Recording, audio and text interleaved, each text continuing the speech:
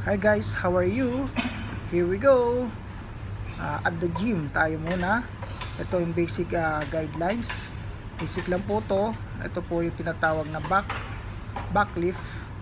Yan po yung sa back, may tama po siya. 10 repetition, 3 set.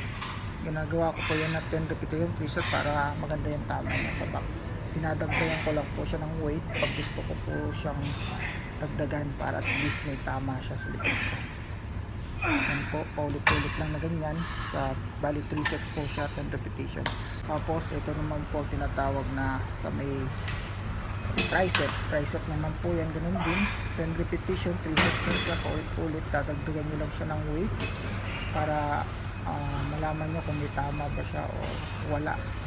Nasa inyo yun kung mabigat or hindi, bawasan, dagdag, bawas lang po. Basta 10 repetition, 3 sets.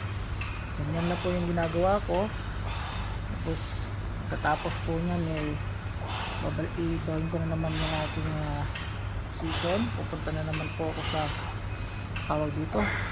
Pupunta ako dun sa shoulder naman. Ito tayo sa shoulder. Ito na. Shoulder. Ito po yung shoulder. Ganun din. 10 repetitions yun.